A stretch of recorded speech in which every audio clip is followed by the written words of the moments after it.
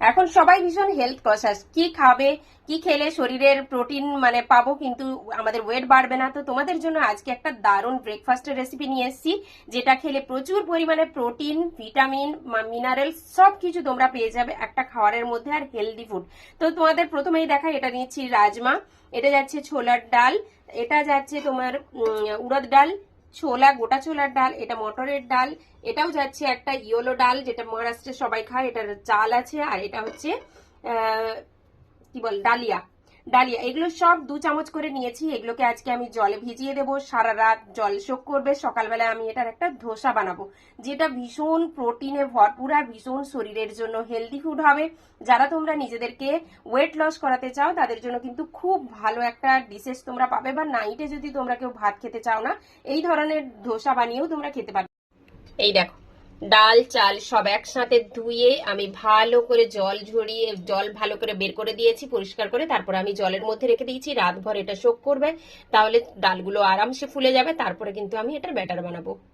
7-8 ঘন্টা এই ডালগুলো সব চাল ডাল সবকিছু শোক হওয়ার পরে তারপরে এখন মিক্সারে একটা বলে নিয়ে নিয়েছি, মিক্সার গ্রাইন্ডারে। তার মধ্যে দিয়েছি কাঁচা লঙ্কা, জিরে, একটু মেথি দানা অ্যান্ড চিনি আর কারি পাতা, আদা দিয়েছি একটু, এই যে আদাকে একটু থেতো করে দিয়েছি। এইটা পুরো পেস্ট হবে। সব ডালগুলোকে মিক্সারে পেস্ট করে নিয়েছি, দেখো একটা ফাইন পেস্ট হয়ে গেছে। এই পেস্টটাকে আমি এইবার বানাবো, বেশি নরমও না আর বেশি গাঢ়ও না, দেখো ঘনত্বটা এইভাবে হবে।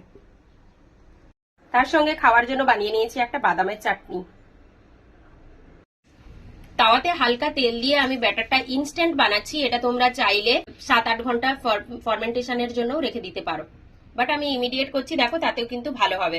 এবার এর উপরে আমি একটা ঢাকনা দিয়ে দিচ্ছি, ঢাকনাটা দিলে ধীরে ধীরে ধীরে ধীরে সুন্দর ভাবে উঠবে আর উঠেও যাবে। এবার ঢাকনাটা উঠিয়ে এবার দেখবো কেমন হচ্ছে, লো টু মিডিয়াম আঁচেই করতে হবে। দেখো কি সুন্দর ভাবে উঠে যাচ্ছে, এটা ঢাকা ছিল বলেই এত সুন্দর ভাবে উঠে যাবে, আর ফুলেও উঠেছে খুব সুন্দর করে। দেখো ওপর থেকে একটু হালকা তেল বা তোমরা ঘি চাইলে ঘি দিতে পারো, আমি একটু হালকা তেল দিয়ে দিচ্ছি। তেল দিয়ে এটাকে আবার একটা ফোল্ড উল্টো দিয়ে দেবো।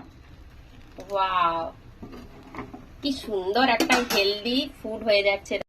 সাথে যে বাদামের চাটনি বানিয়েছি তার জন্য দিয়ে দিচ্ছি একটা ফোড়ন, কারি পাতা লঙ্কার একটা ফোড়ন দিয়ে দিচ্ছি, দিতে আরো টেস্ট বাড়বে ওই চাটনিটা।